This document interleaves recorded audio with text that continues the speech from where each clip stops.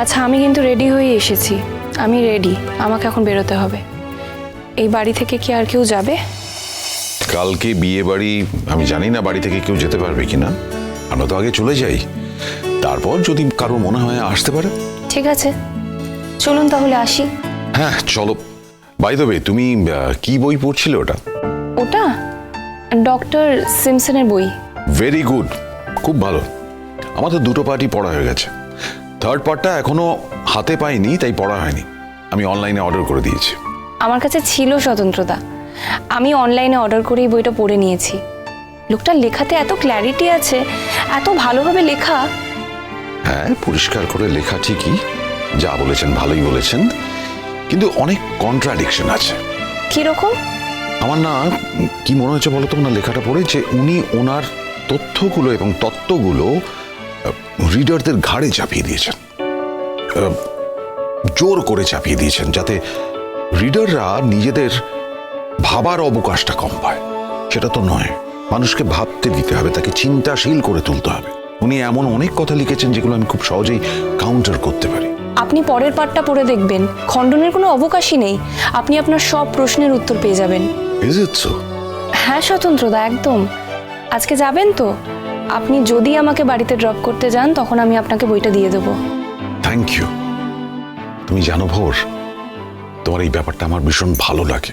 তুমি লেখাপড়া করো, তোমার নিজস্ব একটা মত তৈরি হয়েছে। এখনকার ছেলেপুলেরা বড্ড বেশি বুকিশ, যেটুকুনি মার্কস তোলার জন্য পড়ার দরকার সেটুকুনি পড়ে, জানার জন্য পড়ে না। ওদের লেখাপড়াগুলো মার্কস ওরিয়েন্টেড। তা আমি তো আবার চিরকাল উল্টোটাই করেছি, নাম্বারের জন্য কখনো পড়িনি, তার জন্য অনেক বকাও খেয়েছি। আর এই যে তুমি নাম্বারের জন্য পড়োনি, এটা তোমার মনের মধ্যে, তোমার চোখে মুখে রিফ্লেক্ট করে। এটার একটা অদ্ভুত, আমরা বলি কন্টেজিয়াস, এটা ছড়িয়ে দেয়। এই রিফ্লেকশনটা হচ্ছে তোমার নিজের চিন্তা ভাবনা। এই যে লেখাপড়া করে যে উইজডমটা তৈরি হয়েছে, সেটা তোমাকে আলোকিত করেছে। লেখাপড়া মানুষকে আলোকিত করে ভিতর থেকে। It's light off wisdom that shows. না স্বতন্ত্রতা, উইজডম কথাটা অনেক বড়, আমার মধ্যে ওরকম কোনো ব্যাপার নেই। না ভোর, এই ট্রি অফ উইজডম,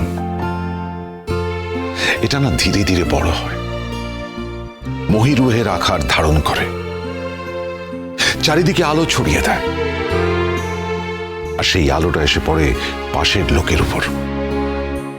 এইভাবেই তো মানুষ ম্যাচিওর হয়।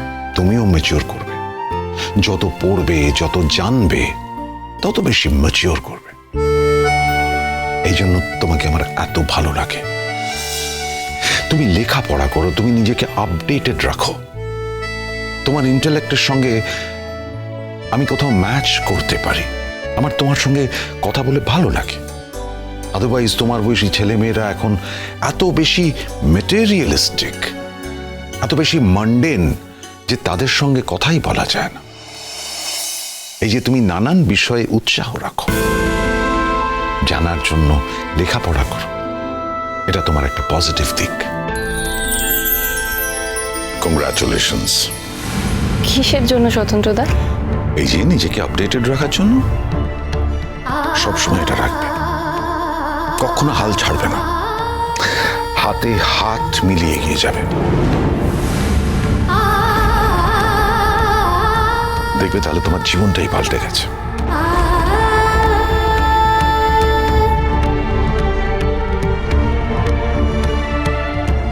আসতে পারি? এসো।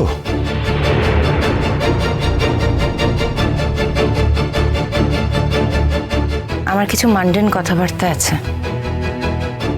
আশা করি তোমার অসুবিধা হবে না।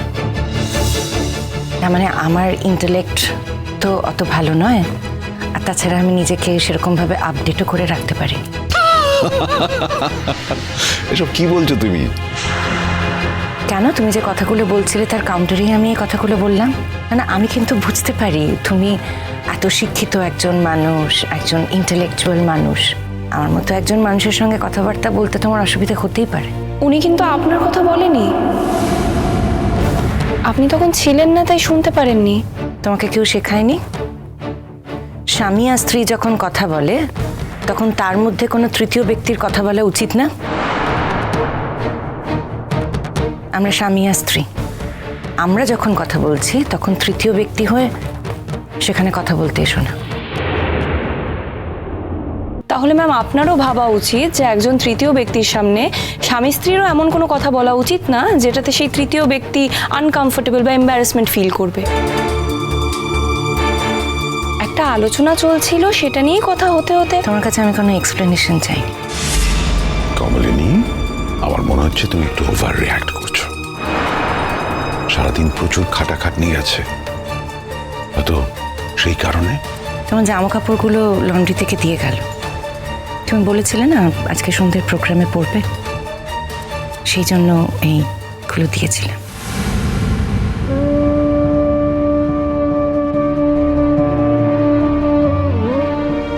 এই মান্ডেন ব্যাপারটাই তোমাকে মনে করাতে এসেছিলাম। আসলে শুধু বই পড়লেই তো হয় না, এই মান্ডেন কাজকর্মগুলো তো কাউকে না কাউকে করতে হয়, কাউকে মনে করাতে হয়।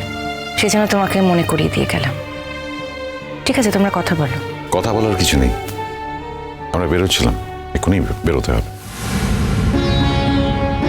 ঠিক আছে। আমার খারাপ লাগছে। আপনি হয়তো আমার উপর অসন্তুষ্ট হলেন। ভোর, তুমি বাচ্চা একটা মেয়ে, জানো তো, নেহাতি বাচ্চা একটা মেয়ে। এই তো কদিন হলো তুমি আমাদের বাড়িতে আসা যাওয়া করছো, এর মধ্যে যদি তুমি আমাকে পুরোটা বুঝে যাও তাহলে তো কিছু বলার নেই। সেটা তো সম্ভব নয়, বলো। আর এই যে তোমার স্বতন্ত্রদা, তোমার মতো অনেক ফ্যান কিন্তু স্বতন্ত্রদার রয়েছে, আর অনেক বছর ধরেই রয়েছে। অনেক বছর ধরেই আমি তাদের সামলাচ্ছি, আমার অভ্যেস হয়ে গেছে। তোমার স্বতন্ত্রদার এই কথাগুলো যদি আক্ষরিক অর্থে কেউ নেয় তাহলে কিন্তু সে বোকামি করবে। মানুষটাই তো এরকম, লেখাপড়া, পড়াশুনো, বই, এসব ছাড়াই মানুষটা আর কিছুই বোঝে না। লেখাপড়ার কথা উঠলে না পুরো দুনিয়া ভুলে থাকতে পারে এই মানুষটা, কিন্তু আমার তো আর তা নয়, বলো। আমার তো আর দুনিয়া ভুলে থাকলে চলবে না, আমাকে তো সব দিকটাই মাথায় রাখতে হয়। এখন তো আমিও স্ত্রী, সেজন্য আমার মান সম্মান সবটাই ওকে দেখে রাখতে হয়। আবার উল্টোটাও সত্যি তো, ও যেহেতু আমার স্বামী সেজন্য ওর মান সম্মান সবটাই আমাকে দেখে রাখতে হয়। আর এই যে তুমি আমাকে এক্সপ্লেনেশনগুলো দিচ্ছিলে, সেগুলো দেওয়ার কোনো দরকারই নেই। আমি বুঝতে পারি, একেবারে বুঝতে পারি, নিশ্চয়ই তুমি কোনো ভালো কাজ করেছো, আর সেজন্যই তোমার স্বতন্ত্রতা তোমাকে কংগ্রাচুলেট করছিল। না বোঝার তো কিছু নেই। তবে এটাও সত্যি ভোর যে স্বামী আর স্ত্রীর কথার মধ্যে কখনো ঢুকতে নেই। এই যে আমি এসে ওকে বললাম যে মান্ডেন কিছু কথাবার্তা বলবো, শুনতে অসুবিধে হবে কি হবে না, এটা নিয়ে তোমার কমেন্ট করার কোনো দরকার ছিল না। তুমি তো জানোই না স্বামী স্ত্রীর মধ্যে কি নিয়ে কথা হতে পারে না হতে পারে, তাদের কথাবার্তার মধ্যে কতগুলো স্তর রয়েছে, সেগুলো তো তোমার না বোঝারই কথা। হতেই তো পারে যে হয়তো আমি তোমার স্বতন্ত্রতার সঙ্গে মজা করছিলাম,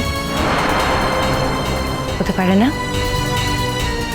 সেজন্যই বলছিলাম স্বামী স্ত্রীর মধ্যে তৃতীয় ব্যক্তি হিসেবে কথা না বলাই ভালো। যদি কেউ বলে তাহলে কিন্তু সেটা বোকামি বলেও গণ্য করা যেতে পারে। কিছু মনে করো না কিন্তু, এই যে কথাগুলো আমি তোমাকে বলে ফেললাম সেই জন্য।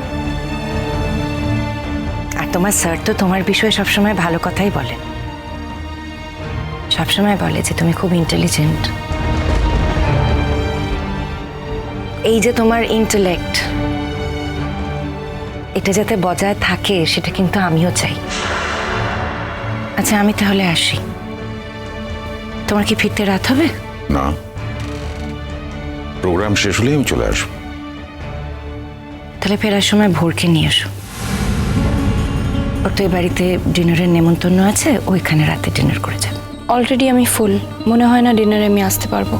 এখনো তো দেরি আছে, তখন তো হালকা কিছু একটা খেতে ইচ্ছে করতেও পারে। আগে তো এসো, তারপর না হয় দেখা যাবে। আসছি।